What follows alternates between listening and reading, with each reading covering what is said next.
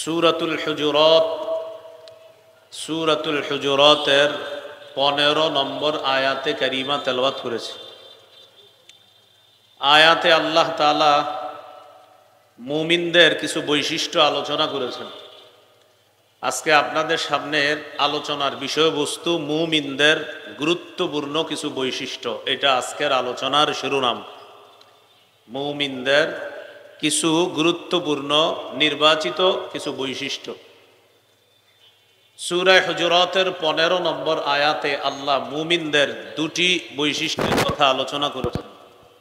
আল্লাহ বলেন, ইন্নামাল মুমিনুনা আল্লাযীনা আমানু বিল্লাহি ওয়া রাসূলিহি সুম্মা লাম ইয়ারতাবু। মুমিন তারা যারা আল্লাহকে এবং তার রাসূলকে বিশ্বাস করে, কোনো সন্দেহ করে না। এক নাম্বার বৈশিষ্ট্য আমরা পেয়ে গেলাম। সন্দেহ ছাড়া আল্লাহ এবং তার রাসূলকে বিশ্বাস করা, এটা মুমিনের অন্যতম প্রধান বৈশিষ্ট্য। দুই নাম্বার, ওয়াজাহাদু বিআমওয়ালিহিম ওয়া আনফুসিহিম ফি সাবিলিল্লাহ। যারা নিজেদের জানমাল নিয়ে আল্লাহর রাস্তায় লড়াই করে, এটা হলো দ্বিতীয় বৈশিষ্ট্য। এক নম্বর, সন্দেহ ছাড়া আল্লাহ এবং তার রাসূলকে বিশ্বাস করে। দুই নম্বর, নিজেদের জানমাল নিয়ে আল্লাহর রাস্তায় জিহাদ করে। আল্লাহ বলেন, উলাইকা হুমুস সাদিকুন। তারাই সত্যবাদী। আমি আল্লাহ তাদেরকে সত্যবাদী মুমিন বলে কোরআনে ঘোষণা করে দিলাম। তাহলে সন্দেহ ছাড়া ঈমান, জানমাল নিয়ে আল্লাহর রাস্তায় লড়াই করা, এগুলো দুটি বৈশিষ্ট্য। সূরা আনফালের 2-3 নম্বর আয়াতে মুমিনদের আরো 5টি বৈশিষ্ট্য জানবো। আগের দুইটি, সূরা আনফালের 2-3 নম্বর আয়াতে 5টি, 5 আর 2 কত হলো? 7টি। সূরা আনফালের 2-3 নম্বর আয়াতে যে 5টি বৈশিষ্ট্য আল্লাহ আলোচনা করেছেন, ইন্নামাল মুমিনুনা আল্লাযীনা ইযা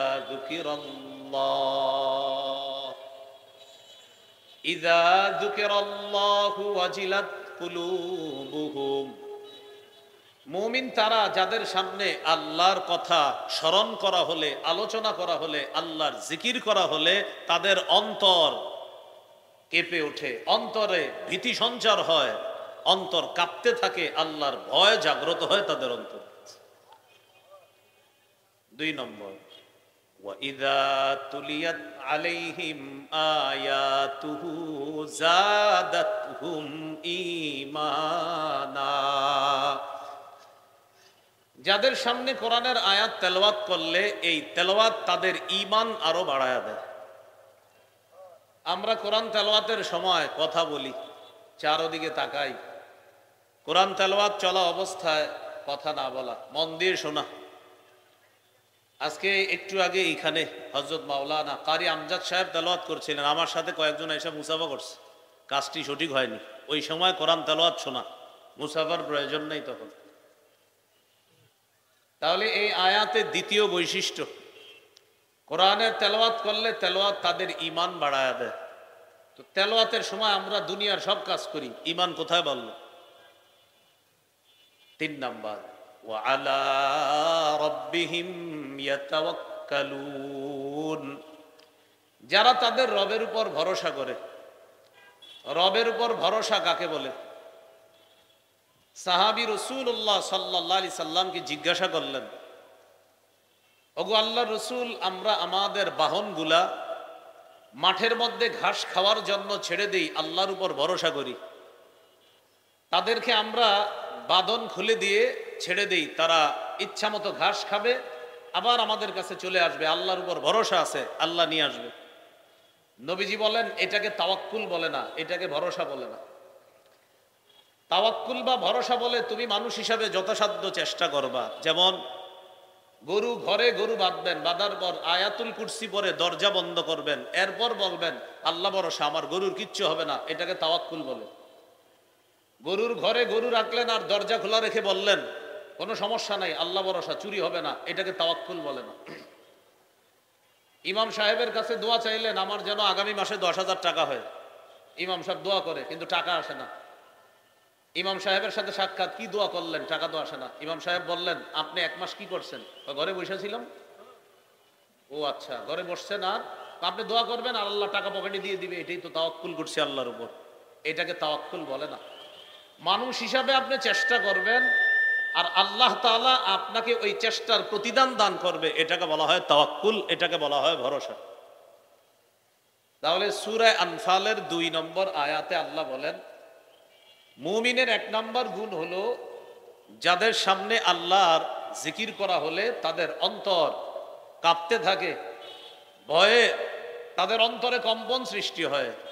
2 নাম্বার, যাদের সামনে কোরআন তেলাওয়াত করা হলে তেলাওয়াত তাদের ঈমান বাড়ায় দেয়। 3 নাম্বার, যারা তাদের রবের উপর ভরসা করে। 4 নাম্বার, আল্লাযীনা ইউকিমুনাস সালাহ, যারা নামাজ কায়েম করে। নামাজ কায়েম কাকে বলে? আজকে মাগরিবের নামাজ যারা পড়েছেন, স্ত্রীকে যারা নামাজ পড়তে বলেছেন, ছেলে মেয়েরা নামাজ পড়লো কিনা মাগরিব এই খবর যারা নিয়েছেন, এলাকায় আপনার প্রতিবেশীরা মাগরিব পড়লো কিনা এই খবর আপনি নিয়েছেন, বাংলাদেশের প্রতিটা মুসলমান নামাজি হয় কিনা এই খবর আপনি রাখেন, সারা পৃথিবীর সব মুসলমান যেন নামাজি হয়ে যায় এই চিন্তা আপনার আছে, এটাকে নামাজ কায়েম করা বলে। আজকে মাগরিব আপনি পড়েছেন, বিবিরে পড়তে বলেন নাই, বিবি পড়ে নাই, সন্তানাদি নামাজ পড়ে নাই, আজকে মাগরিব আপনি পড়েছেন, কায়েম করেন নাই। ফজরের নামাজ আপনি পড়লেন, পরিবারকে পড়ার কথা বলেন নাই, আত্মীয় স্বজনকে নামাজ পড়ার কথা বলেন নাই, এর মানে আপনি ফজর পড়েছেন, কায়েম করেননি। একটা হলো নামাজ পড়া আর একটা কায়েম করা। কায়েম কি জিনিস? আজকে মাগরিব আমি পড়লাম, পরিবার পড়লো কিনা খবর নিলাম, সন্তান যেখানে আছে নামাজ পড়লো কিনা খবর রাখলাম, আমার প্রতিবেশী মাগরিব পড়লো কিনা আমার এই চিন্তা আছে, এটাকে নামাজ কায়েম করা বলে, নামাজ প্রতিষ্ঠিত করা বলে। তাহলে শুধু নিজে নিজে নামাজ পড়লে, নামাজ পড়লাম, কায়েম করলাম না, আর 10 জন নামাজি হলো কিনা এই চিন্তা করা মানে নামাজ কায়েম করা। তো মুমিনের এখানে 4 নাম্বার বৈশিষ্ট্য, যারা নামাজ কায়েম করে। 5 নাম্বার, ওয়ামিম্মা রাযাকনাহুম ইউনফিকুন, আমার দেয়া রিজিক থেকে যারা খরচ করে, যারা যাকাত আদায় করে। তাহলে এই 2 এবং 3 নম্বর আয়াতে জানলাম 5টা, সূরা হুজুরাতের 15 নম্বর আয়াতে জানলাম 2টা। আগের 2 আর এই নতুন 5টা, কয়টা হলো? 7টা। আগের 2টা হলো সন্দেহ ছাড়া আল্লাহ আর তার রসুলকে বিশ্বাস করা, 2 নম্বর জানমাল নিয়ে আল্লাহর রাস্তায় জিহাদ করা। আর সূরা আনফালের 5টা হলো 1 নম্বর জিকির করলে অন্তরে আল্লাহর ভয় জাগ্রত হওয়া, 2 নম্বর তেলাওয়াত করলে ঈমান বেড়ে যাওয়া, 3 নম্বর রবের উপর ভরসা করা, 4 নম্বর নামাজ কায়েম করা, 5 নম্বর আল্লাহর দেয়া রিজিক থেকে যাকাত দেওয়া, দান সদকা করা। তাহলে এই 5 আগের 2 হলো কয়টা? 7টা। সূরা তাওবার 71 নম্বর আয়াত। এই আয়াতে আল্লাহ মুমিনের 6টি বৈশিষ্ট্য আলোচনা করেছেন। 6টি থেকে আমরা 4টি নিব, আর 2টি নিব না কেন? 2টি সূরা আনফালে চলে এসেছে। একটা হলো নামাজ কায়েম করা, আর একটা যাকাত দেওয়া, যেটা সূরা আনফালের 5 বৈশিষ্ট্যের আলোচনায় আছে। তো সূরা তাওবার 71 নম্বর আয়াতে 6টি বৈশিষ্ট্য আছে, এর মধ্যে 2টি হলো নামাজ কায়েম করা আর যাকাত দেওয়া। তো এই 2টা তো আমরা আনফালে পেয়ে গেলাম, এই জন্য ওই 6টা থেকে নিব 4টা, তো আগের 7টা। আর সূরা তাওবার 6টি বৈশিষ্ট্য থেকে নিব 4টা, 1 7 আর 4 কত হয়? 11টা। সূরা তাওবার 71 নম্বর আয়াতে যেই 6টা আগে শুনি, 6টা শোনার পর এখান থেকে আমরা 4টা নিব। আল্লাহ তাআলা বলেন, ওয়াল মুমিনুনা ওয়াল মুমিনাতু বা'দুহুম আউলিয়াউ বা'দ, মুমিন নারী পুরুষ তারা একে অপরের অভিভাবক, মুমিন নারী পুরুষ তারা একে অপরের বন্ধু, অভিভাবক, হিতাকাঙ্ক্ষী, কল্যাণকামী। 2 নম্বর, ইয়ামুরুনা বিল মা'রুফ, তারা সৎ কাজের আদেশ করে। 3 নম্বর, ওয়ায়ানহাউনা আনিল মুনকার, তারা অসৎ কাজ থেকে নিষেধ করে। 4 নম্বর, ওয়ায়ুকিমুনাস সালাহ, এটা কোথায় গেছে? আনফালে। 5 নম্বর, ওয়ায়ুতুনাজ যাকাত, যারা যাকাত আদায় করে, এটাও সূরা আনফালে গিয়েছে। 6 নম্বর, ওয়ায়ুতিউনাল্লাহা ওয়া রাসূলাহ, যারা আল্লাহ এবং তার রসুলের আনুগত্য করে। তাহলে দেখেন এই ছয়টা। 1 নাম্বার, মুমিনরা একে অপরের অভিভাবক। 2 নাম্বার, সৎ কাজের আদেশ করে। 3 নাম্বার, অসৎ কাজ থেকে নিষেধ করে। 4 নাম্বার, নামাজ কায়েম করে। 5 নাম্বার, যাকাত আদায় করে। 6 নাম্বার, আল্লাহ এবং তার রসুলের আনুগত্য করে। এই 6টার মধ্যে 2টা আমরা সূরা আনফালে পেয়ে গেছি, নামাজ কায়েম করা আর যাকাত আদায় করা।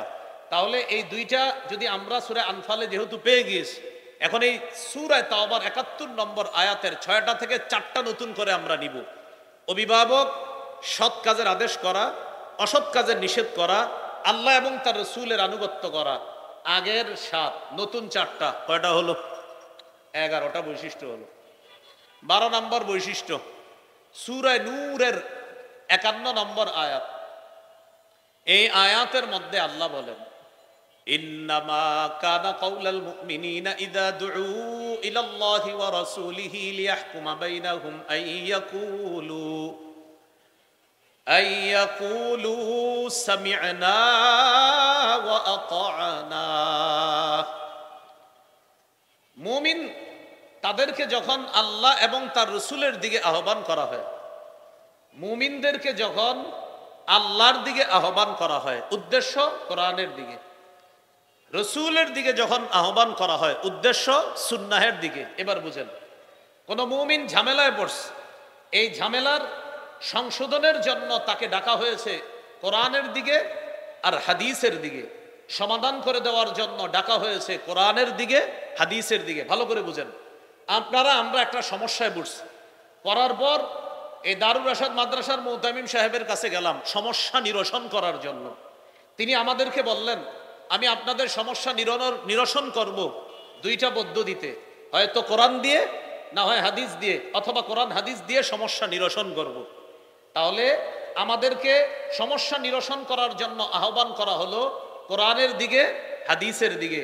তখন আমাদের বক্তব্য হবে সামি'না ওয়া আতা'না। সবাই একসাথে বলেন, শুনলাম, মেনে নিলাম।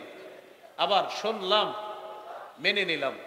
তাহলে মুমিনদের 12 নম্বর বৈশিষ্ট্য, মুমিনদেরকে যখন কোরআন এবং হাদিস অনুযায়ী ফয়সালার জন্য আহ্বান করা হয়, তখন মুমিন বলে, ও কোরআনের ফয়সালা, হাদিসের ফয়সালা আমি শুনলাম, আমি মেনে নিলাম। মুমিন কোনো উগ্র আচরণ করবে না, কারণ কোরআনের ফয়সালা আর হাদিসের ফয়সালা শুনলে মুমিনের বক্তব্য, আমি যা করেছি কোরআনের ফয়সালা আর হাদিসের ফয়সালা, এটা আমার পক্ষে হোক আমার বিপক্ষে হোক, সামি'না ওয়া আতা'না, শুনলাম, মেনে নিলাম। তাহলে এখন আপনারা বলেন, আমাদেরকে যদি কোরআন কোনো সমাধান দেয়, হাদিস কোনো সমাধান দেয়, তখন আমরা উগ্র আচরণ করব নাকি বলবো শুনলাম, মানলাম? কি বলবো? আল্লাহ আমাদেরকে এই বৈশিষ্ট্য অর্জন করার তৌফিক দান করে। এই হলো 12 নম্বর। 13 নম্বর বৈশিষ্ট্য, মুমিনরা যখন কোনো সমষ্টিগত দলের মধ্যে থাকে, তখন প্রধান যিনি থাকে তার অনুমতি ছাড়া মুমিনরা কোথাও যায় না। মুমিনরা দলবদ্ধ কোনো কাজে থাকলে প্রধান যিনি থাকে তার অনুমতি ছাড়া কোথাও যায় না। যেমন আপনারা 3 দিনের জামাতে গেলেন, কোনো একজন আমির সাহেবের অধীনে আপনারা 3 দিনের একটা জামাতে গেলেন। জামাতে যাওয়ার পর আপনি 5 মিনিটের জন্য ফার্মেসিতে যাবেন ঔষধ আনার জন্য। আপনি চাইলেই পারেন আমির সাহেবকে না বলে ফার্মেসিতে যাইতে, কিন্তু এটা আপনি করবেন না, কারণ মুমিনের এটাও একটা বৈশিষ্ট্য। মুমিন যখন দলগত কোনো কাজে থাকে, দলবদ্ধ কোনো কাজে থাকলে, তখন মুমিন কোনো কাজ করতে হলে আমিরের অনুমতি নেয়, তারপর সেই কাজ করে। এটাও মুমিনের একটা বৈশিষ্ট্য। এ হলো 13 নাম্বার। যেমন সূরা নূরের 62 নম্বর আয়াত, 18 নম্বর পৃষ্ঠার শুরু আয়াতটা, সূরা নূরের 62 নম্বর আয়াত। খন্দকের যুদ্ধ চলতেছে, পাথর কেটে কেটে গর্ত খনন করা হচ্ছে। রাসূলুল্লাহ সাল্লাল্লাহু আলাইহি সাল্লাম এবং সাহাবায়ে কেরাম সবাই এই পাথর খননের কাজে অংশগ্রহণ করছে। এই কষ্টদায়ক কাজের মধ্যে সাহাবীরা না খেয়ে পেটের মধ্যে পাথর বাঁধছে। আল্লাহ রাসূল সাল্লাল্লাহু আলাইহি সাল্লামের পেটেও পাথর বাঁধা, প্রচন্ড কষ্ট হচ্ছে, এক তো গরম, আবার পাথর কেটে গর্ত খনন করা। সেখানেও মুনাফিকরা কি করে? মন চাইলে তারা ভেগে যায়। আর মুমিনরা কি করে? আল্লাহ বলে, হাবিব, মুমিনরা যদি কোথাও যাইতে হয় আপনার অনুমতি ছাড়া এই কষ্টের কাজ ছেড়েও তারা কোথাও যাবে না, যাইলেও আপনার অনুমতি নিয়ে তারা যাবে। কারণ দলবদ্ধ কাজের মধ্যে তারা যখন থাকে তখন তারা প্রধান যিনি থাকে তার অনুমতি ছাড়া তারা কোথাও যায় না।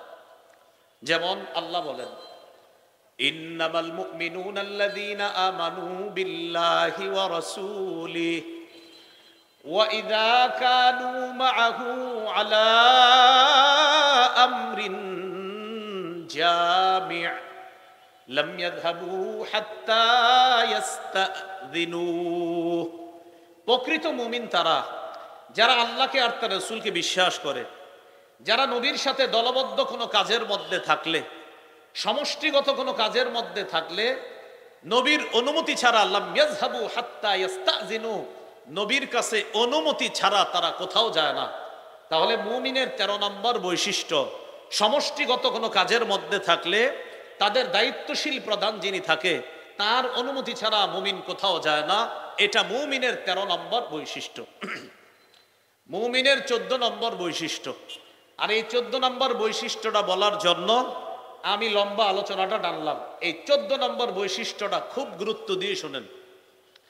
মুমিন আমানতদার হবে। এটা 2 বার বলেন সবাই, আমি সহ বলেন, মুমিন কি হবে? আবার বলেন, আমানতদার হবে। এটা মুমিনের একটা বৈশিষ্ট্য, 14 নম্বর বৈশিষ্ট্য। সূরা নিসার 58 নম্বর আয়াতে আল্লাহ বলেন, ইন্নাল্লাহা ইয়া'মুরুকুম আন তু'আদ্দুল আমানাতি ইলা আহলিহা। নিশ্চয় আল্লাহ তোমাদেরকে আদেশ করেন তোমরা যেন আমানত হকদারের কাছে যথাযথভাবে পৌঁছে দাও। হাদিসের একটা কিতাব আছে নাম মুসনাদে আহমদ। এই কিতাবের 12,383 নম্বর হাদিসের বর্ণনা। قال رسول الله صلى الله عليه وسلم لا إيمان لمن لا أمانة له। রাসূলুল্লাহ সাল্লাল্লাহু আলাইহি সাল্লাম বলেন, যার আমানতদারিতা নাই তার ঈমান নাই। যার আমানতদারিতা নাই তার ঈমান নাই।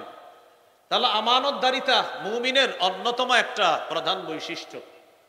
আমানতের খেয়ানত, যেমন কুফর করা সবচেয়ে বড় খেয়ানত। কি করা ভাই? আবার বলেন, কি করা? কুফর করা সবচেয়ে বড় খেয়ানত। সূরা আনফালের 71 নম্বর আয়াতে আল্লাহ বলেন, ওয়া ইউরিদু খিয়ানাতাকা। নবী, তারা যদি আপনার সাথে বিশ্বাস ভঙ্গের ইচ্ছা করে, দেখেন আল্লাহ বিশ্বাস ভঙ্গের আরবিটা কি বলছে কোরআনে? খিয়ানাতাক। ওয়া ইউরিদু, তারা যদি ইচ্ছা করে, খিয়ানাতাকা, আপনার সাথে বিশ্বাস ভঙ্গের ইচ্ছা যদি তারা করে। এখানে আল্লাহ তাআলা বিশ্বাস ভঙ্গকে খিয়ানত বলেছে। ফাকাদ খাদুল্লাহ মিন ক্বাব, ইতিপূর্বে তারা খেয়ানত করেছে। হাবিব, তারা যদি আপনার সাথে বিশ্বাস ভঙ্গের ইচ্ছা করে, এতে আশ্চর্য হওয়ার কিছু নাই। ইতিপূর্বেও তারা বিশ্বাস ভঙ্গ করেছে। হুদাইবিয়ার সন্ধি হয়েছে, সন্ধির মধ্যে অনেকগুলা চুক্তি হয়েছে, এখন চুক্তি তারা ভঙ্গ করতেছে। আল্লাহ বলে, আপনি পেরেশান হবেন না হাবিব, তারা যদি আপনার সাথে বিশ্বাস ভঙ্গের ইচ্ছা করে এতে পেরেশানির কিছু নাই। তারা তো আমি আল্লাহর সাথেও বিশ্বাস ভঙ্গ করেছে, আমি খালেকের সাথেই যারা বিশ্বাস ভঙ্গ করেছে, আপনি তো মাখলুক, আপনার সাথে বিশ্বাস ভঙ্গ করা এটা তাদের কাছে কোনো ব্যাপার না। নাউজুবিল্লাহ পড়েন। তাহলে কুফর করা সবচেয়ে বড় খেয়ানত। ইবনে কাসির রহমতুল্লাহি আলাইহি তাফসীর ইবনে কাসিরের মধ্যে বলেছেন, এটা একসাথে সবাই বললে সারা জীবন আমাদের কাজে আসবে। বলেন, ছোট পাপ, বড় পাপ, যে কোনো পাপ খেয়ানত। কি বলছি? ছোট পাপ, বড় পাপ, যে কোনো পাপ। পাপ না করা আমানত, পাপ করাটাই খেয়ানত। প্রতিটি মুহূর্ত, প্রতিটি সময়, প্রতিটি অঙ্গ প্রত্যঙ্গ আমার আপনার কাছে আমানত। এর বিপরীত করা এটা খেয়ানত। সারা জীবন মনে রাখবো, কিয়ামতের ময়দানে আমার আপনার বিরুদ্ধে 4 সাক্ষী হতে পারে। কয় সাক্ষী হতে পারে? যদিও মুফাসসিরিনে কেরাম গবেষণা করে এই 4টাকে 8টা বানিয়েছে। বাকি আমি 4টা বলি, এই 4টা গবেষণা করলে আরো অনেকগুলা বের হবে। 1 নাম্বার সাক্ষী জমিন, আমার আপনার সাক্ষী হবে এই জমিন। সূরা জিলজালের 4-5 নম্বর আয়াতে আল্লাহ বলেন, ইয়াউমা ইযিন তুহাদ্দিসু আখবারাহা। সেদিন জমিন তার সব বৃত্তান্ত বলে দিবে। বিআন্না রাব্বাকা আওহা লাহা, তোমার রব জমিনকে হুকুম করবে তাই জমিন সব বলে দিবে। তাফসীরের কিতাবে আসছে জমিন সেদিন আল্লাহকে বলবে, আল্লাহ ওমকে অমক সময় এতটা বাজে আমি জমিনের উপরে এই এই অপকর্ম করেছে, আমি জমিন তার বিরুদ্ধে আপনার কাছে মামলা করলাম। জমিন বলবে, আল্লাহ ওই সময় ওই মুহূর্তে আমি জমিনের উপর এই ব্যক্তি এই কাজ করেছে। আজকে যারা মাগরিব পড়লাম, সেজদা দিলাম, এখানে যারা বসে আছি, আমার আপনার এই বসার পক্ষেও জমিন সাক্ষী দিবে। যত ভালো কাজ করব প্রতিটা ভালো কাজের সাক্ষীও জমিন হবে, যতটা পাপ করব এই পাপের বিরুদ্ধে জমিন সাক্ষী দিবে। বলি নাউজুবিল্লাহ। এক নাম্বার সাক্ষী হবে জমিন। দুই নাম্বার সম্মানিত লেখকগণ, ফেরেশতাগণ, যাদেরকে আমরা বলি কিরামান কাতিবিন। আসলে কিরামান কাতিবিন কোনো ফেরেশতার নাম না। কিরামান অর্থ সম্মানিত, কাতিবিন মানে লেখকগণ। তো কিরামান কাতিবিন অর্থ কি দাঁড়ায়? সম্মানিত লেখকগণ। ওই সম্মানিত লেখকগণই ফেরেশতা। ছোটবেলা থেকে শিখছেন ডান কাতে কিরামান, বাম কাতে কাতিবিন। বিষয়টা বল না, কিরামান কাতিবিন অর্থ হলো সম্মানিত লেখকগণ। ওই সম্মানিত লেখকগণ মানে ফেরেশতাগণ। সূরা ইনফিতরের 10 থেকে 13 নম্বর আয়াতে আল্লাহ বলেন, ওয়া ইন্না আলাইকুম লাহাফিজিনা কিরামান কাতিবিন, তোমাদের উপর সংরক্ষণকারী ফেরেশতারা আছে। একবার ভাবেন না, আমি আপনি সবাই এই মুহূর্তে ভাবেন, আমি বয়ান করছি, নিশ্চিত সম্মানিত লেখকগণ আমার আশেপাশে আছে, আমার এই ভালো কথাগুলো তারা লিখতেছে, আপনারা শুনতেছেন, আল্লাহর কসম নিশ্চিত তারা এই বিষয়গুলো লিখতেছে এই মুহূর্তে। বিপরীতটা চিন্তা করেন, যত অন্যায় করব সেটাও তারা লিখে ফেলছে। ইয়ালামুনা মা তাফআলুন, আল্লাহ বলে তোমরা যা করো তারা তা জানে। সূরা যুখরুফ 80 নম্বর আয়াত, সূরা যুখরুফ 80 নম্বর আয়াত 25 পারা 14 নম্বর পৃষ্ঠার শুরু আয়াতে আল্লাহ বলেন, আম ইয়াহসাবুনা আন্না লা নাসমাউ সিররাহুম ওয়া নাজওয়াহুম বালা, আচ্ছা মানুষ কি মনে করে তাদের গোপন প্রকাশ বিষয়গুলো আমি আল্লাহ জানি না? আম ইয়াহসাবুনা, তারা কি মনে করে আন্না লা নাসমাউ, যে আমি আল্লাহ শুনি না, সিররাহুম, তাদের গোপন বিষয়গুলা, ওয়া নাজওয়াহুম, তাদের যত ভেদ আছে এগুলো আমি আল্লাহ জানি না? তারা কি এটা মনে করে? তাদের প্রকাশ্য গোপন সব জানি, আমি আল্লাহ শুনি। এই যে আমি আপনাদের সাথে কথা বলতেছি, আল্লাহ এটা বলেছেন, আল্লাহ বলে এটাও শুনি। আমি কথা না বইলে আমি চুপচাপ হা করে লা ইলাহা ইল্লাল্লাহ চুপে চুপে পড়ছি, আল্লাহ বলেন এটাও জানি এটাও শুনি। আমি মুখ বন্ধ করে মুখের ভিতরে লা ইলাহা ইল্লাল্লাহ উচ্চারণ করেছি, আমার 2 ঠোঁট বন্ধ, আল্লাহ বলেন এটাও জানি এটাও শুনি। আমি আপনি কিচ্ছু বলি নাই, শুধু কল্পনায় আনছি। এই স্বামী যদি হজে যেতে পারতাম, কল্পনায় আনছি, আল্লাহ বলেন এটাও জানি এটাও শুনি, সব জানেন। সাথে সাথে আল্লাহ বলেন, বালা ওয়া রুসুলুনা লাদাইহিম ইয়াকতুবুন, তাদের কাছে আমার ফেরেশতাগণ আছে, ইয়াকতুবুন, তারা লিখতেছে, সব লিখতেছে, ভালো করি লিখতেছে, খারাপ করি লিখতেছে। এ হলো দ্বিতীয় সাক্ষী ফেরেশতারা। 3 নম্বর সাক্ষী অঙ্গ প্রত্যঙ্গ। অঙ্গের মধ্যে নিচের থেকে সিরিয়ালে আসি, পা, হাত, কান, চোখ, জিহ্বা আর চামড়া। একটু তাকান না সবাই, চামড়ার দিকে তাকান। এই চামড়া চামড়া চামড়া, হ্যাঁ হ্যাঁ, চামড়া সাক্ষী দিবে। কে সাক্ষী দিবে বলেন সবাই, কে? চামড়া। সূরা ইয়াসিনের মধ্যে আল্লাহ তাআলা বলেছেন 36 নম্বর আয়াত, আল-ইয়াউমা নাখতিমু আলা আফওয়াহিহিম, আজ আমি তাদের মুখে মোহর মেরে দিব। ওয়া তুকাল্লিমুনা আইদিহিম, তাদের হাত আমি আল্লাহর সাথে কথা বলবে। ওয়া তাশহাদু আরজুলুহুম বিমা কানু ইয়াকসিবুন, তাদের পা তাদের কৃতকর্মের বিরুদ্ধে সাক্ষী দিবে আল্লাহর কাছে। 24 পারা 17-18 নম্বর পৃষ্ঠা সূরা হামিম আস-সাজদা 20-21 নম্বর আয়াতে আল্লাহ বলেন, হাত্তা ইযা মা জাউহা শাহিদা আলাইহিম সামউহুম ওয়া আবসারুহুম ওয়া জুলুদুহুম বিমা কানু ইয়ামালুন, যেদিন তারা জাহান্নামের সামনে আসবে, জাহান্নামের সামনে আসার পর শাহিদা আলাইহিম সামউহুম, তাদের কান তাদের বিরুদ্ধে সাক্ষী দিবে, ওয়া আবসারুহুম, তাদের চোখ তাদের বিরুদ্ধে সাক্ষী দিবে, ওয়া জুলুদুহুম, তাদের চামড়া তাদের বিরুদ্ধে সাক্ষী দিবে। চামড়া সাক্ষী দেওয়ার পর মানুষ তার চামড়াকে বলবে, ওয়া ক্বালু লিজুলুদিহিম লিমা শাহিদতুম আলাইনা, কিরে চামড়া তুইও আমার বিরুদ্ধে সাক্ষী দিলি। চামড়াকে বলবে, কিরে চামড়া তুই আমার বিরুদ্ধে সাক্ষী দিলি। তখন চামড়া বলবে, আনতাকানাল্লাহুল্লাযী আনতাকা কুল্লা শাই, যে আল্লাহ চাইলে সবকিছুকে কথা বলাইতে পারেন, ওই আল্লাহ আজকে আমি চামড়াকে কথা বলার যোগ্যতা দিয়েছে, তাই তোমার বিরুদ্ধে আমি সাক্ষী দিচ্ছি। তাহলে চামড়াও সাক্ষী দিবে। তাহলে 1 নাম্বার সাক্ষী জমিন, 2 নাম্বার ফেরেশতা, 3 নাম্বার অঙ্গ প্রত্যঙ্গ, পা, হাত, কান, চোখ, জবান, এমনকি চামড়া আমার আপনার বিরুদ্ধে সাক্ষী দিবে। 4 নাম্বার সাক্ষী আল্লাহু আকবার, সেই সাক্ষী আল্লাহ। বলেন সেই সাক্ষী, আবার বলেন সেই সাক্ষী প্রধান সাক্ষী, একমাত্র সাক্ষী, যেই সাক্ষীর অন্য কোনো সাক্ষীর প্রয়োজন ছিল না। আল্লাহ, আল্লাহর কোনো সাক্ষীর প্রয়োজন ছিল না, হাত, পা, কান, চোখ এগুলার প্রয়োজন ছিল না। রব নিজেই সাক্ষী হিসাবে যথেষ্ট। এরপরেও আল্লাহ সাক্ষী হবেন, প্রধান সাক্ষী। কেন?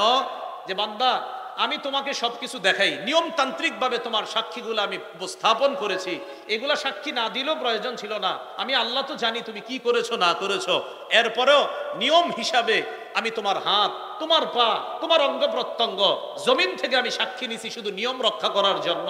আমি আল্লাহ এগুলার মুখাপেক্ষী না, কারণ আমি তো দেখছি তুমি কি করছো আর না করছো। অন্যায়ের পক্ষপাতিত্ব করা খেয়ানত।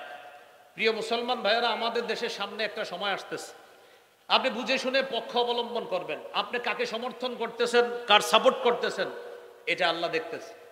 আপনি যদি জেনে শুনে অন্যায়ের পক্ষপাতিত্ব করেন শুধু এই কারণে যে আপনার দাদা করছে আর আপনার বাপ করছে, এই কারণে আপনিও করতেছেন, কিয়ামতের মাঠে আল্লাহর সামনে দাঁড়ানোর জন্য তৈরি থাকেন। অন্যায়ের পক্ষপাতিত্ব করা খেয়ানত। সূরা নিসা 103 নম্বর আয়াতে আল্লাহ বলেন, ওয়ালা তাকুন লিল খাইনিনা খাসিমা, নবী খেয়ানতকারীদের পক্ষ অবলম্বনকারী আপনি হবেন না। সূরা নিসা 107 নম্বর আয়াতে আল্লাহ বলেন, ওয়ালা তুজাদিল আনিল লাযিনা ইখতানুনা আনফুসাহুম, যারা নিজেদের সাথে খেয়ানত করে, নবী আপনি তাদের পক্ষে ঝগড়া বিবাদও করবেন না। একজন ব্যক্তি অন্যায় করছে, এই অন্যায় জানার পরেও যদি কোনো আইনজীবী কোর্টের মধ্যে গিয়ে এই অন্যায়ের পক্ষে লড়ে আর এটাকে ন্যায় প্রমাণ করার চেষ্টা করে, তো সেই আইনজীবীকে জানায়া দেন কিয়ামতের মাঠে আল্লাহর সামনে দাঁড়ানোর জন্য। অন্যায় অন্যায়, এটাকে ন্যায় করার চেষ্টা করা যাবে না। আল্লাহ নিষেধ করছেন, লা তুজাদিল আনিল লাযিনা ইখতানুনা আনফুসাহুম, নবী যারা নিজেদের সাথে খেয়ানত করে তাদের পক্ষে আপনি ঝগড়া বিবাদ করবেন না। এজন্য প্রিয় ভাইয়েরা, অন্যায়ের পক্ষপাতিত্ব করা হারাম। আপনাদের সামনে অনেক মানুষ বলবে, আমি যদি এই করি, আমি যদি সেই করি, তো আপনাদেরকে এমন করব তেমন করব। এগুলা শুই না আপনারা পক্ষে অবলম্বন করেন। ওই যে বাপে পক্ষ করছে, দাদা তার পক্ষে কথা বলছে, এজন্য আপনিও তার পক্ষ অবলম্বন করলেন। যেই মাত্র পক্ষে অবলম্বন করলেন, করার সাথে সাথে কিছুদিন পরে আপনাকে বাঁশ দেওয়া শুরু করলো। এটা আপনি জেনে শুনে অন্যায়ের পক্ষ অবলম্বন যদি করেন, তা আল্লাহর কাছে আপনি দাঁড়ানোর জন্য তৈরি থাকবেন। মূল আলোচনায় চলে আসি। জনপ্রতিনিধি নির্বাচন করার ক্ষেত্রে আপনি যদি জেনে শুনে অন্যায়ের পক্ষ অবলম্বন করেন, তো আল্লাহর কাছে আপনি দাঁড়ানোর জন্য তৈরি থাকেন। দেশের দায়িত্ব নেওয়া আমানত, যিনি আমানত রক্ষা করবে তার পক্ষ অবলম্বন করা, এটা আমানত। মুসলমান জেনে শুনে কোন দুর্নীতিবাজের পক্ষ অবলম্বন করা, এটা খেয়ানত, এটা অন্যায়ের পক্ষপাতিত্ব করা। এটা আসলেই ঠিক, এটা রেডিমেড ঠিক না। মাহফিলে অনেক সময় হুদাই ঠিক করেন, কিন্তু এটা আসলেই ঠিক। তাহলে জেনে শুনে অন্যায়ের পক্ষ। এখন মনে মনে অনেকে বলে, এটা কারে বললো হুজুরে? মনে হয় আমারে। তো আপনি দুর্নীতিবাজ হলে তো আপনারই বেশি। আর যদি বলেন না না না এটা তো আমি না, তো আপনি না। অনেক মানুষ আছে যখন কোনো অন্যায়ের কথা বলবেন বলে কি, এটা কারে বললো? তো আপনি দুর্নীতিবাজ? হ্যাঁ, তো আপনারই বলছে। হুজুর সুদের ওয়াজ করে, করার পর বের হয়, গত 6 বছর তো আপনার বয়ান সুন্দরী ছিল, আজকে হঠাৎ সুদের ওয়াজ করা কি দরকার ছিল? তো হুজুর জিজ্ঞাসা করে, আপনি সুদ খান? না, কি বলেন, মাঝে মাঝে একটু ছোট কিস্তি দেই। তো ওয়াজ তো আপনারই করা হয়েছে। এই জন্য আমাদের সমাজে যে যেই অপরাধে আছে, ওই অপরাধের ওয়াজ করলে এটা তার গায়ে লেগে যায় এবং সে ওই অপরাধের পক্ষ অবলম্বন করে ভালো মানুষের উপর আক্রমণ চালানোর চেষ্টা করে। এই জন্য অপরাধ কেউ নিজের ঘাড়ে নিবেন না। আজকের এই অংশটা সবচেয়ে গুরুত্বপূর্ণ একটা অংশ। বুঝে শুনে পক্ষ অবলম্বন করবেন। কোনো অন্যায়ের পক্ষপাতিত্ব যদি করেন তো আল্লাহর সামনে দাঁড়ানোর জন্য তৈরি থাকেন। আমি আল্লাহর কসম করে বলছি, অন্যায়ের পক্ষ অবলম্বন যদি করেন তো আল্লাহর সামনে দাঁড়ানোর জন্য তৈরি থাকেন। আল্লাহ আমাদেরকে কথাগুলা বুঝার তৌফিক দান করেন। ভুল পরামর্শ দেওয়া খেয়ানত। আবু দাউদের হাদিস 3657 নম্বর হাদিস। এই হাদিসের মধ্যে আসছে, মান আশারু আলা আখিহি বিআমরিন ইয়ালামু আন্না রুশদা ফি গায়রিহি ফাকাদ খানা। কেউ যদি কোনো ব্যক্তিকে এমন বিষয়ে পরামর্শ দেয়, সে জানে এটা সঠিক পরামর্শ না, আমি ওনাকে একটা পরামর্শ দিলাম, আমি জানি পরামর্শটা সঠিক না, ইচ্ছা করেই দিছি উল্টা পরামর্শ, রসুল বলেন এটা খেয়ানত করলা। ভুল পরামর্শ দেওয়া খেয়ানত। এবার আরেকটা অংশ আসছে, এটা আমার সাথে বলেন, বলেন অযোগ্য ব্যক্তিকে যোগ্যতার আসনে বসানো, অযোগ্য ব্যক্তিকে নেতৃত্ব দেওয়া আমানতের খেয়ানত। আবার অযোগ্য ব্যক্তিকে নেতৃত্ব দেওয়া আমানতের খেয়ানত। সহিহ মুসলিমের হাদিস 1825 নম্বর হাদিস, কিতাবুল ইমারাহ, বাবু কারাহাতিল ইমারাহ মিন গায়রি জরুরা। এই অধ্যায়ে ইমাম মুসলিম রহমতুল্লাহ আলাইহি একটা হাদিস আনছেন। নবীজির একজন সাহাবী নাম আবু যর, তিনি নবীজির একদিন বলে, আল্লাহ তাস্তামিলুনি, হুজুর আপনি অনেককে প্রাদেশিক গভর্নর বানান, আমাকে আপনি গভর্নর বানাইতে পারেন না? এক সাহাবী নবীজিরে বললেন, হুজুর আপনি আমাকে গভর্নর বানাইতে পারেন না? নবীজি বললেন, ইয়া আবাদার ইন্নাকা দাঈফ, আবু যর তুমি দুর্বল মানুষ, তুমি পারবা না এত বড় দায়িত্ব পালন করতে। ইন্নাহা আমানা, গভর্নরের পদ এটা আমানত। ওয়া ইন্নাহা ইয়াউমাল কিয়ামাতি খিজিয়ুন ওয়া নাদামা, এই আমানতের খেয়ানত যে করবে কিয়ামতের ময়দানে এটা লাঞ্ছিত হওয়ার কারণ হবে, এটা অপদস্থ আর অপমানিত হওয়ার কারণ হবে। নবীজি কি বুঝাইতে চাইলেন? গভর্নরের পদে অধিষ্ঠিত হওয়া, রাষ্ট্রের কোনো দায়িত্বের জায়গায় বসে আপনি যদি আমানতের খেয়ানত করেন, খিজিয়ুন, কিয়ামতের ময়দানে লাঞ্ছিত হবেন, অনাদামা, অনুতপ্ত হবেন। তো নবীজি তার সাহাবী আবু যরকে বললেন, আবু যর তুমি দুর্বল মানুষ, তুমি এই দায়িত্ব নিয়ে এটা সুচারুরূপে পালন করতে পারবা না।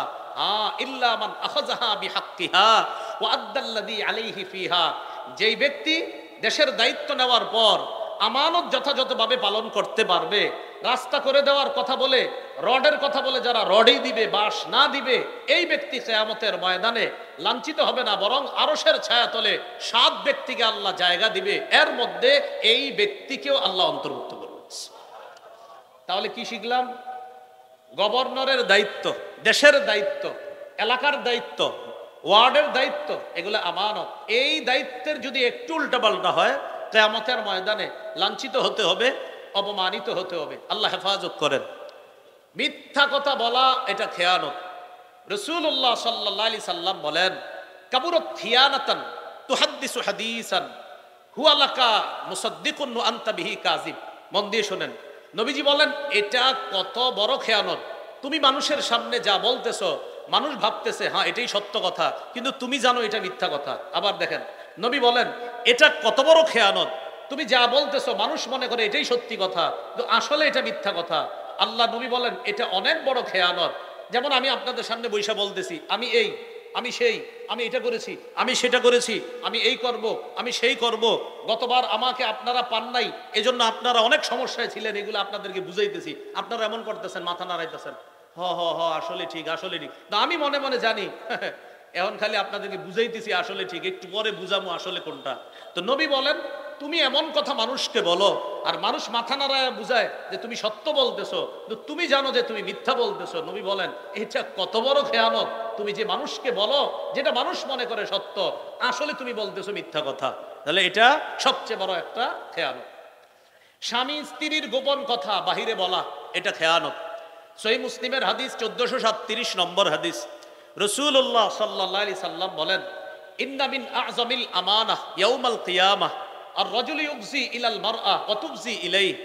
কোন স্বামী তার স্ত্রীর সাথে আর স্ত্রী তার স্বামীর সাথে আল্লাহ প্রদত্ত বৈধ সম্পর্ক স্থাপন করেছে, করার পর সুম্মা ইয়ানশুরু সিররাহা, এই স্বামী তার বন্ধুদের কাছে তাদের গোপন কথা বলে বেড়ায়, আর এই স্ত্রী তার বান্ধবীদের কাছে তাদের গোপন কথা বলে বেড়ায়। এটা কত লজ্জাজনক বিষয়। বিয়ে হয়েছে, নতুন বাসর হয়েছে, বন্ধুরা বন্ধুকে জিজ্ঞাসা করে ভাবির কি খবর, আর বান্ধবীরা ওই বান্ধবীকে জিজ্ঞাসা করে ভাইয়ের কি খবর। এবার বান্ধবী ভাইয়ের সবকিছু বলতে থাকে, আর বন্ধু তার স্ত্রীর সবকিছু বলতে থাকে। নবী বলেন কিয়ামতের ময়দানে আল্লাহর কাছে তুমি সবচেয়ে বড় খেয়ানতকারী হিসাবে গণ্য হবা। সাবধান, নিজেদের গোপন কথা বন্ধুদের কাছে না বলা, এগুলা অন্যায়। এগুলা বর্তমান জেনারেশন যারা ইয়াং নতুন বিয়ে করে, সে তার স্ত্রীর সব কথা বন্ধুদের কাছে বলে বেড়ায়। এটা ঠিক না, এটা অন্যায়। আল্লাহ আমাদেরকে হেফাজত করেন। সর্বশেষ কথা, এটা একটু সবাই বলি, বলেন যে খেয়ানত করে তার সাথেও আমরা খেয়ানত করব না। আবার যে খেয়ানত করে তার সাথেও আমরা খেয়ানত করব না। রাসূলুল্লাহ সাল্লাল্লাহু আলাইহি সাল্লাম বলেন আদ্দিল আমানাতা ইলা মানি তামানাকা, যে তোমার কাছে আমানত রেখেছে এই আমানত তুমি আদায় করে দাও। ওয়ালা তাখুন মান খানাকা, যে তোমার সাথে খেয়ানত করে তুমি তার সাথে খেয়ানত করবা না। যে তোমার সাথে খেয়ানত করে তুমি তার সাথে খেয়ানত করবা না। মুমিনের 14 নম্বর বৈশিষ্ট্যটা আপনাদের সামনে বললাম, মুমিন হবে আমানতদার। এই আমানতের উপর অনেকগুলা কথা বললাম, এগুলো আমরা মনে রাখবো। কুফুর করা সবচেয়ে বড় খেয়ানতের একটা, অঙ্গ প্রত্যঙ্গ দিয়ে পাপ করা এটা খেয়ানত, চোখ চুরি করে হারামের দিকে দেখা এটা খেয়ানত, লজ্জাস্থান এটা আমানত, হাত আমানত, পেট আমানত, পা আমানত, কান আমানত, চোখ আমানত, এগুলা দিয়ে গুনাহ করা এটা খেয়ানত, ওয়াদা ভঙ্গ করা এটা খেয়ানত, অন্যায়ের পক্ষপাতিত্ব করা এটা খেয়ানত, অযোগ্য ব্যক্তিকে নেতৃত্বের আসনে বসিয়ে দেওয়া এটা খেয়ানত, কোনো ব্যক্তিকে ভুল পরামর্শ দেওয়া এটা খেয়ানত, মিথ্যা কথা বলা এটা খেয়ানত, স্বামী স্ত্রীর গোপন কথা বাহিরে বলা এটা খেয়ানত। সর্বশেষ আরেকটা কথা আছে, সেটা হলো মজলিসের কোনো গোপন কথা এটা আমানত, এটা বাহিরে বলা খেয়ানত। এটা বুঝার জন্য হাদিস বুঝতে হলে আমার দিকে তাকাতে হবে। দেখেন আমি কথা বলতেছি, ভাই আমি আপনাদের সামনে একটা গুরুত্বপূর্ণ কথা বলবো, এবার এদিক সেদিক তাকাই, কথাটা হলো এভাবে তাকাই দিতে, মানে কেউ যেন না শুনে। তো নবী বলেন কোন ব্যক্তি ইদা হাদ্দাসার রাজুলু বিল হাদিস, যখন কোনো ব্যক্তি কথা বলে ওয়ালতাফাতা, আর এদিক সেদিক তাকাই এইভাবে, কথাটা হলো এই নবী বলেন ফাহিয়া আমানা, তাহলে বুঝে নিবা ওই ব্যক্তির কথাটা আমানত। তিনি চাইতেছে এই কথাটা বাহিরে না যাক, শুধু তোমরাই শোনো। নবী কি সুন্দরভাবে ইসলাম শিখাইতেছে, শোনো। যখন মসজিদে কেউ এদিক সেদিক তাকায় কথা বলে, ভাই তোমাদের কাছে একটা গুরুত্বপূর্ণ কথা বলবো, কথাটা কিভাবে বলি, কথাটা হলো এইভাবে তাকায় তাকায় কথাটা বলে, নবী বলেন ফাহিয়া আমানা, এটা আমানত, এটা তুমি বাহিরে বলবা না। তবে নবী বলে দিয়েছেন আল মাজালিসু বিল আমানা, দুনিয়ার সব মজলিস আমানত ইল্লা সালাসাতা মাজালিস, 3 ধরনের মজলিস আমানত না। 1 নাম্বার সাফকু দামিন হারামিন, যেই মজলিসে কোনো ব্যক্তিকে অন্যায়ভাবে হত্যার পরামর্শ করা হয় এটা আমানত না। এটা আপনি বলে দিবেন বাইরে গিয়ে, কোনো মজলিসে গোপনে পরামর্শ হইতেছে একজনকে হত্যা করবে, আপনি কোনোভাবে শুনে ফেলছেন, বলে দিবেন। 2 নাম্বার আও ফরজুন হারামুন, কোনো মজলিসে গোপনে পরামর্শ হচ্ছে একজন নারীর সম্মানহানি করা হবে, একজন নারীর সাথে অবৈধ কোনো সম্পর্ক স্থাপন করা হবে, এই আলোচনা হচ্ছে, এইগুলো আপনি বাইরে গিয়ে বলে দিবেন।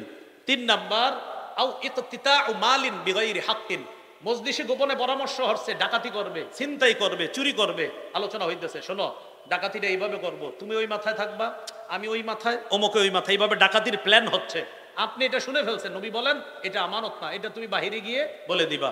তাহলে এখান থেকে বুঝলাম অন্যায় কোনো কথা মজলিসের মধ্যে হওয়া, যেটা মুসলমানের হক নষ্ট করা হয়, সেই কথা বাহিরে বলে দেওয়া এটা খেয়ানত হবে না, এটা আমানতের খেয়ানত হবে না। আল্লাহ আমাদের সকলকে যে কথাগুলো বললাম মনে রাখার তৌফিক দান করেন। এবার আমি আধা মিনিটে পুরো 14টা বলে দিচ্ছি, দেখেন তো আপনাদের মনে আসে কিনা। 1, সন্দেহ ছাড়া আল্লাহ আর তার রসুলকে বিশ্বাস করা। 2, আল্লাহর রাস্তায় জানমাল নিয়ে জিহাদ করা। 3, জিকির করলে আপনার অন্তর ভীত সন্ত্রস্ত হওয়া। 4, কোরআন তেলাওয়াত করলে ঈমান বেড়ে যাওয়া। 5, রবের উপর ভরসা করা। 6, আল্লাহর ইবাদত মধ্যে সবচেয়ে গুরুত্বপূর্ণ ইবাদত নামাজ, এটা কায়েম করা। 7, যাকাত আদায় করা। 8, মুমিন একজন আরেকজনের অভিভাবক। 9, সৎ কাজের আদেশ করবে। 10, অসৎ কাজের নিষেধ করবে। 11, আল্লাহ আর তার রসুলের আনুগত্য করবে। 12, মুমিন যখন আল্লাহর কোরআন আর হাদিস অনুযায়ী ফায়সালা শুনবে তখন মুমিন যেন কি বলবে, শুনলাম, মেনে নিলাম। 13, সংঘবদ্ধ কোনো কাজে থাকলে মুমিন লিডারের কথা শুনবে, তার অনুমতি ছাড়া কোথাও যাবে না। 14, মুমিন আমানতদার হবে, আর আমানতের ব্যাপারে অনেকগুলা কথা আমরা জানলাম। আল্লাহ আমাদের সকলকে আমানতের প্রতিটা অংশ যেন আমরা সুন্দরভাবে রক্ষা করতে পারি, আল্লাহ তৌফিক দান করেন।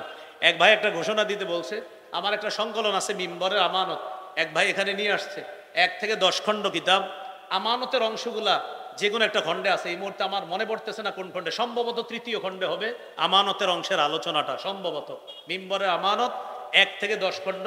প্রথম খণ্ড সন্তানের 64টি অধিকার, দ্বিতীয় খণ্ড শিরিক বেদাত, তৃতীয় খণ্ড হালাল হারাম, চতুর্থ খণ্ড স্বামী স্ত্রীর অধিকার, পঞ্চম খণ্ড লা ইলাহা ইল্লাল্লাহর ব্যাখ্যা, ষষ্ঠ খণ্ড নামাজ, সপ্তম খণ্ড অষ্টম খণ্ড নামাজ এবং বিভিন্ন নাপাক পাকের মাসাইল, নবম খণ্ড জাকাত, রমজান নাফরমানি সম্পর্কে আলোচনা, দশম খণ্ড রমজান পরবর্তী করণীয়, 8টি করণীয়, হজ, কোরবানি আর মুহররম মাস সম্পর্কে আলোচনা। এক ভাই এখানে নিয়ে আসছে, আমাকে বলছে বলে দেওয়ার জন্য, বলে দিলাম, যাদের প্রয়োজন হয় তার থেকে সংগ্রহ করে নিতে পারেন। মিম্বরের আমানত, উনি এই মুহূর্তে কোথায় আছে আমি নিজেও জানি না, যেখানে আছে ওখান থেকে সংগ্রহ করেন, হয়তো এই পাশ বা এই পাশে থাকতে পারে। জি, আসসালামু আলাইকুম রহমতুল্লাহ। প্রধান সাক্ষী কে বলেন তো? আল্লাহ। বলেন প্রধান সাক্ষী কে? হ্যাঁ, আল্লাহ প্রধান সাক্ষী। ওয়াকাফা বিল্লাহি শাহিদা, সাক্ষী হিসাবে আল্লাহ যথেষ্ট। আল্লাহ আমাদেরকে এই কথাগুলা মনে রেখে অঙ্গ প্রত্যঙ্গ সহ সব ধরনের গুনাহ থেকে বেঁচে থাকার তৌফিক দান করেন। তাহলে আসেন মূল আলোচনায় চলে আসি। ওই যে আমানত, অঙ্গ প্রত্যঙ্গ দিয়ে গুনাহ করা, এটাই খেয়ানত। এজন্য আমার চোখের দিকে একটু তাকান, এই যে চোখ, এখন আমি চোখের কোনা দিয়ে একটা হারামের জিনিস দিকে তাকায়া আবার সাথে সাথে চোখ নিচে নিয়ে আসছি। মানুষ বুঝে নাই আমি যে হারামের দিকে তাকাইছি। আল্লাহ বলে, বান্দা আমি কিন্তু জানি তুমি যে চোখের কোনা দিয়ে হারাম করে মনে মনে খারাপ কল্পনা করতেছ, এটা কিন্তু আমি জানি। সূরা গাফির বা সূরা মুমিনের 19 নম্বর আয়াতে আল্লাহ বলেন, ইয়ালামু খাইনাতাল আয়ুনি ওয়া মা তুখফিস সুদূর। চোখের চোরাই, চোখের খেয়ানত, ইয়ালামু তিনি জানেন, চোখের খেয়ানত, চোখ কোনা দিয়ে চুরি করে কি দেখে হারাম জিনিসের দিকে, ওয়া মা তুখফিস সুদূর, আর অন্তরে কি খারাপ কল্পনা করে, আল্লাহ বলে এটা আল্লাহ জানেন। এজন্য প্রিয় ভাইয়েরা, চোখের খেয়ানত, অঙ্গ প্রত্যঙ্গের খেয়ানত থেকে বেঁচে থাকার চেষ্টা করা, আল্লাহ তৌফিক দান করেন। সূরা আনফালের 27 নম্বর আয়াত, এই আয়াতে আল্লাহ তাআলা বলেন, ওয়াতাখুনু আমানাতিকুম ওয়া আনতুম তা'লামুন, জেনে শুনে তোমরা আমানতের খেয়ানত করো না। ও ঈমানদাররা, জেনে শুনে তোমরা আমানতের খেয়ানত করো না। আয়াতের ব্যাখ্যায় ইমাম কুরতুবী রহমতুল্লাহি আলাইহি লেখেন, আব্দুল্লাহ ইবনে আমর ইবনুল আস রাদিয়াল্লাহু তাআলা আনহুর বর্ণনা, তিনি বলেন, আউয়ালু মা খালাকাল্লাহু তাআলা মিনাল ইনসানি আল ফারজা, মানুষের অঙ্গ প্রত্যঙ্গের মধ্যে আল্লাহ সর্বপ্রথম সৃষ্টি করেছেন লজ্জাস্থান। মনে রাখার জন্য সবাই একবার বলি, বলেন তো আমাদের অঙ্গ প্রত্যঙ্গের মধ্যে আল্লাহ প্রথম সৃষ্টি করেছেন কি?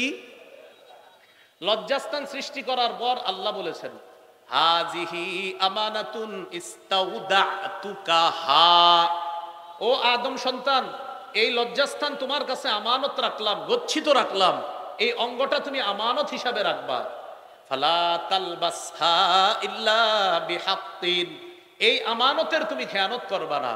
ফাইন হাফিজতাহা হাফিজতুকা, আল্লাহ বলেন, বান্দা লজ্জাস্থান নামক অঙ্গ, এই আমানত যদি তুমি রক্ষা করো, আমি আল্লাহ তোমাকে বিপদ আপদ থেকে রক্ষা করব। এরপর বলেন, ফাল ফারজু আমানা, লজ্জাস্থান আমানত, ওয়াল উজুনু আমানা, কান আমানত, ওয়াল আইনু আমানা, চোখ আমানত, ওয়াল লিসানু আমানা, জবান আমানত, ওয়াল বাতনু আমানা, পেট আমানত, ওয়াল ইয়াদু আমানা, হাত আমানত, ওয়ার রিজলু আমানা, পা আমানত। ফালা ঈমান লিমান লা আমানাতালা, যার আমানতদারিতা নাই তার ঈমান নাই। এক অংশ আমি, বাকি অংশ খালি আপনারা আমানত বলবেন। বলেন তো, লজ্জাস্থান, চোখ, কান, জিহ্বা, পেট, হাত, পা। অথবা আজকে থেকে প্রতিটা পদক্ষেপের আগে চিন্তা করবেন, আমার পুরা বডিটা আমানত, খেয়ানত হচ্ছে না তো, এই চিন্তা করা। আল্লাহ আমাদেরকে এই আমানতগুলা রক্ষা করার তৌফিক দান করেন, খেয়ানত থেকে বাঁচার তৌফিক দান করেন। ওয়াদা ভঙ্গ করা বড় ধরনের খেয়ানত, ওয়াদা ভঙ্গ করা বড় খেয়ানতের একটা।